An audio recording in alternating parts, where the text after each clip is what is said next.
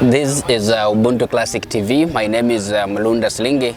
We are going to have a very candid discussion that I guess you must watch this clip up to the end. Now I'm having Mr. Wycliffe Lolepo, who is a senior psychologist at Turkana County Government, stationed at Lodwar Referral Hospital. Now at this level, I want you to understand that Wycliffe Lolepo is also the director at Turkana Institute of Health and Psychological Studies, and at the same time it will interest you to know that Wycliffe Lolepo is about to be a PhD holder. He's about to graduate with a PhD in psychology, and that is exactly why we are here, because we want to look at psychological issues. And my brother Wycliffe Lolepo, yes, I want to draw your attention to this story that a lady, wrote to me saying that, Mlunda, I've been working in the Gulf, I've been working in the diaspora, I've been in the Middle East for 3 years, and that her intention was to finish that contract within 3 years and come back home here and settle permanently. She had a very good plan, to the point that she was channeling money to her mother, saying that, Mama, this part of the money I want you to construct a house, and this portion of money I want you to buy me a plot. Eventually, the mother confirmed to her that indeed she was doing exactly that by sending some images via WhatsApp showing that the house was coming up. That's through her sister. And she also even shared some documents purporting to demonstrate that indeed she had bought her a plot. So this lady, upon coming back home, she was totally disappointed that the mother had not done anything. She was having images showing that she had a project, a house was done to completion. But eventually, coming home, there was no such a house. Everything remained as old as they were. Now, looking at that kind of a situation as a psychologist, yes, what will you, advise this lady, or how can you approach this case as a professional in this particular field? Thank you, Mlunda, for the opportunity.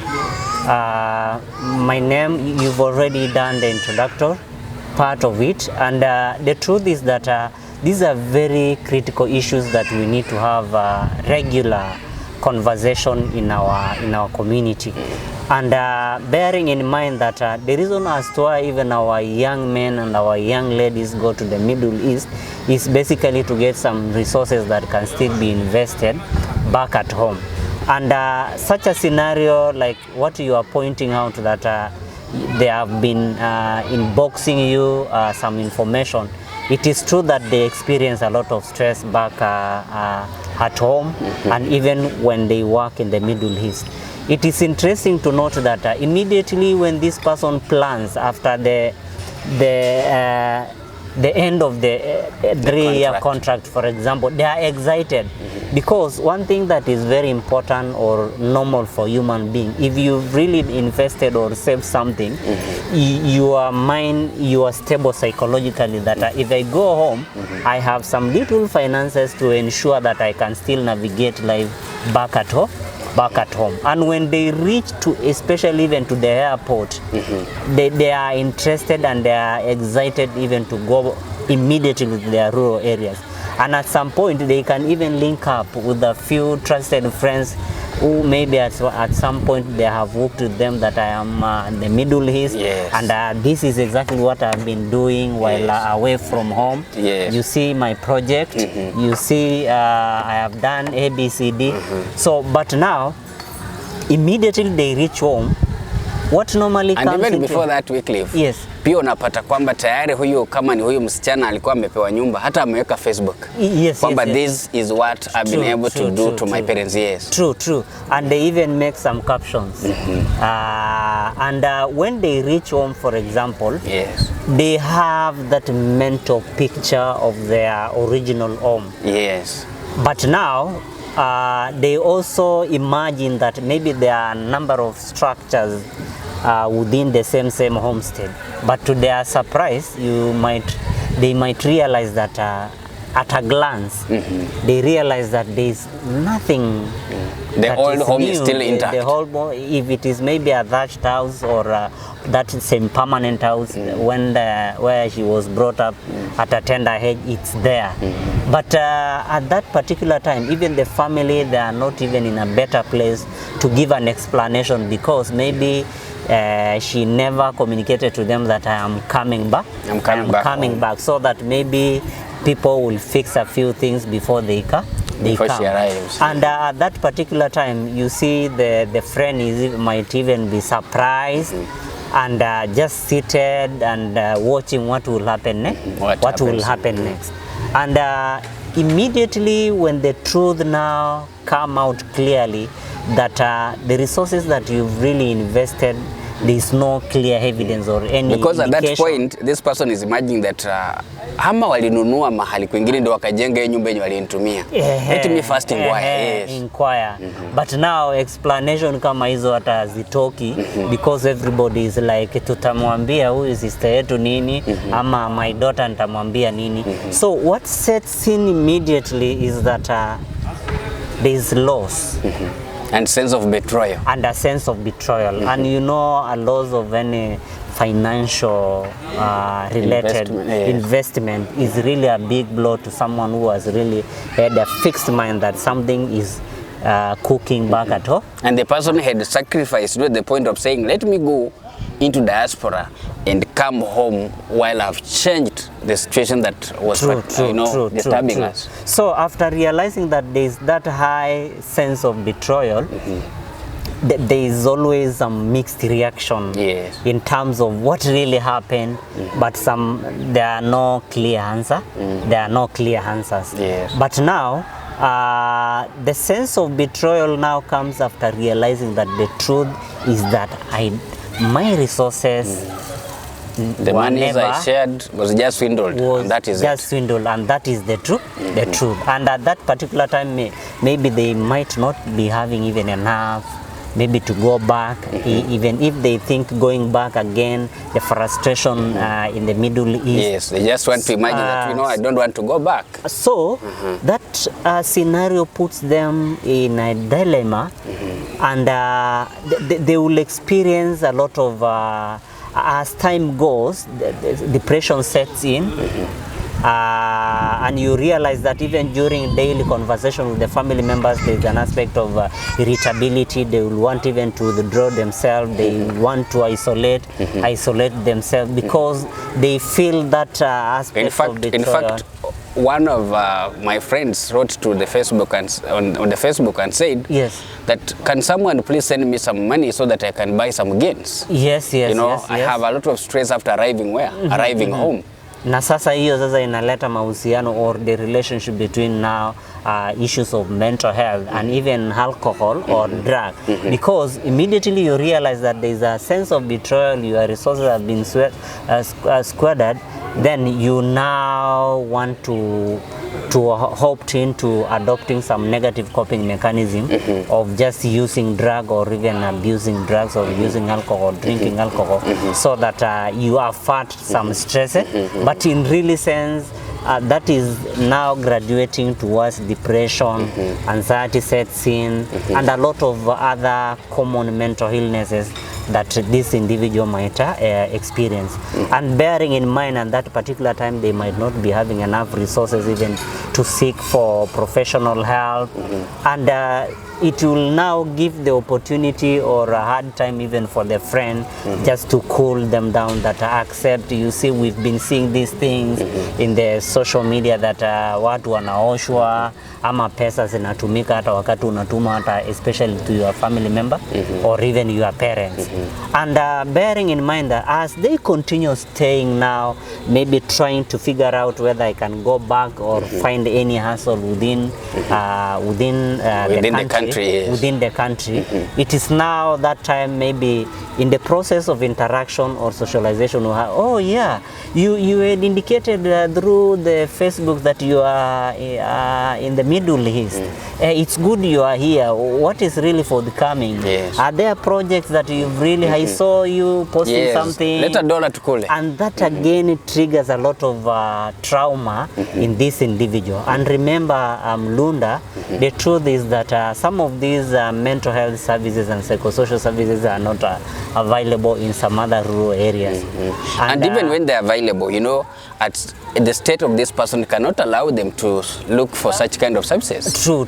Yes. I understand that mental health services in our country are free, but there are moments whereby when you are recommended maybe to seek the services of maybe in a rehabilitation setting, the cost of rehabilitating that individual is more than even 200,000 shillings. So which at that particular time this person might not be having, because you need to combine treatment approaches so that this person stabilizes. There is medication that requires the consultation or the services of a senior medical practitioner who is specialized in psychiatry. There is always the presence of a psychologist who might come there, maybe linked to that facility, to do some reviews and even offer some individual therapy or psychotherapy. We still need some clergy people so that they will take these people through the spiritual intervention, yes, or the presence of nutritionists in such a setting. So sometimes it's very costly. And what normally happens, these people will now live a reckless life. Even you will find them in the street naked. At some point yes, you are just, you know, helping me to understand that at times when you see someone is mentally ill, it can be like most of the times we make assumptions. You'll hear people saying, this one, you know, was a thief, and someone did A, B, C, D. And at some given moment, someone will say, no, I know that fellow was good in school. So you are just trying to bring this idea that someone might have even lost money or investment, and in the process was unable to receive this counseling, was unable to get someone who could provide psychosocial support. And eventually that person is disturbed, is on the streets naked, and we keep on wondering as a nation and as a people, what befell of this kind of lady, what befell this kind of a man. But again, Lolepo, if we are to go back a little bit and look at it now, how do we ensure at that point when this person is breaking down at home, realizing that things had not worked, or otherwise that people had betrayed this person at home? At that particular moment, before things go worse, what should this person do, or what can we be able to provide as a service to help this person? Thank you for pointing out. You know, one thing that is very critical or very important is that whether someone is having a mental health condition, they still need to be treated with dignity, respect and love. So in such a situation, issues of mental health call for collaborative effort. All of us need to be involved so that we can be able to prevent issues of mental health. So at that point when now this person has a severe mental illness, the immediate support that this person requires is the family, all professionals and even the community need to get concerned.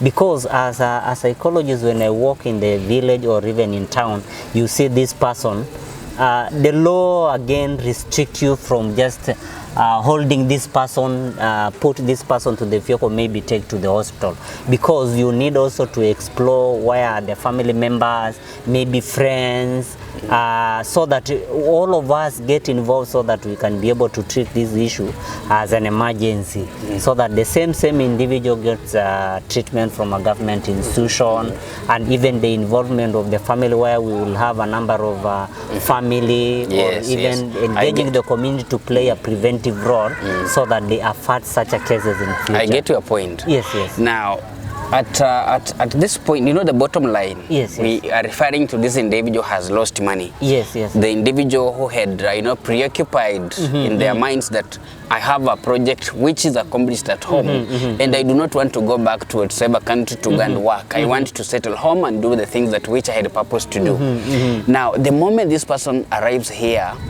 and then, you know, in a way is disturbed, kwamba hakuna kitu kimefanyika hapa nyumbani. Sasa huyu mtu at that particular point, Bwana Lolepo, ni nini hiki ambacho inatakana tumfanyie ili asiingie katika lindi la matatizo?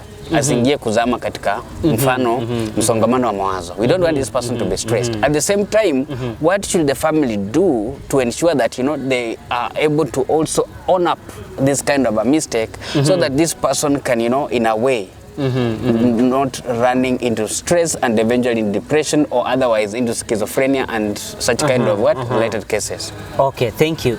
At that particular time, the presence of a friend, for example, who accompanied this sister, for example, the presence of that friend is very important, and we acknowledge as one of the support system.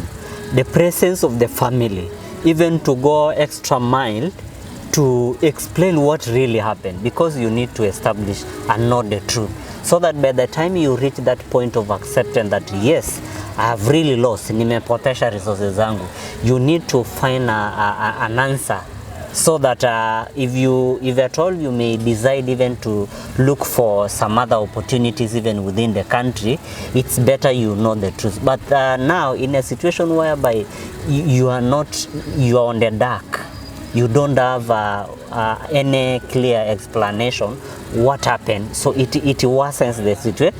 It worsens the situation. So what am I saying? Support system is very important. That same family can still play a better role in terms of speeding recovery for this individual. Friends and the entire community needs also to gear their energy so that we support this individual. So they're able to avert the situation. The situation. Yeah. And maybe their presence can play some bit of intervention, like psychological first aid. It's like a remedy before even professionals come in, so that by the time we come in or this person seeks for professional help, they are already calm and they are able to narrate their story to the end. I like it, and as you get it, the bottom line of this matter is that the moment this person is at home and is depressed, and or otherwise before that person is stressed, you know, this also the duty of the family members to be able to own up some of these mistakes, so that they are able to allow this person to have a transition of acceptance. True. And at the same time, it's important for people to realize that we need to be guided. We need to, you know, look for professionals. In case where people are unable to explain themselves, and you know, you are likely to find yourself even boggling up, you need to get people, professionals who can be able to provide support. I mean, the essence is people should be able to open up and say that, yes, my friend, you're asking me that I'm back and I can be able to provide even give you some money, but actually the position is this, as opposed to covering up things and eventually you realize that you are mentally disturbed. And at the same time, Lolepo, I wanted also to ask, I've seen cases where, you know, GBV cases where, for example, a wife has been, you know, violently beaten up, and for that reason the man is picked and is taken in, the fellow is picked by police officers, and at times we see people ending up in prison. So I don't know, apart from this person getting that you know, the legal systems giving that person justice, like in the case of a wife,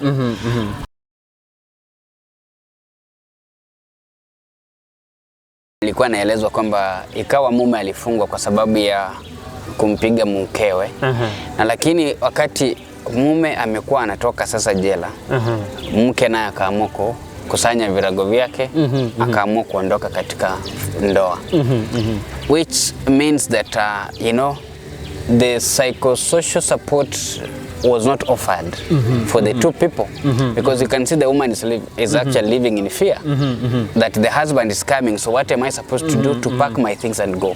So it's like even the case of suing this man has, you know, culminated into the destruction of a home, and that was not the intention at all of either parties. So how do you then ensure that you as professionals in this area can be able to avert such kind of situations? You see, these issues of gender-based violence needs to be discussed prior, which will form part of the prevention intervention in terms of giving information to the community members. So in such a scenario whereby maybe the wife have decided the man is coming, there is fear, maybe you cannot really understand what this man will do immediately they come back home. But the truth is that the family plays a major role. As much as maybe the wife can still maybe leave the home, Yes. the community and even families or the in-laws always find a way of hearing from both sides, apart from even the legal aspect, whether maybe they are proceeded in that manner, so that they want these people to reunite and continue with their lives. So in a situation whereby maybe they are not able to sit down and square some of the differences, that's why you find that there are so many dysfunctional families where there is no man, the mother, maybe there is separation and even divorce. But these are things that through these forums, people need to understand that there are available psychosocial or counseling services where they need to have couple counseling or family therapy session where they can get help, so that they learn to communicate openly or have understanding in a family setting. That was so important to discuss these issues, and I'm very happy that Lolepo, you came for these discussions. And this is Ubuntu Classic TV. We've been discussing on matters of psychosocial support. So don't, sit on your things. Don't, have them, congest them in your chest. Please come out and talk about these matters. Seek guidance from professionals such as Wycliffe Lolepo, and you'll have the necessary support. You will not find yourself stressed. You will not find yourself in depression. You won't, find yourself in bipolar disorders. That is very critical, because we need you to be healthy so that you can be productive. Thank you. Mulunda Sling is my name.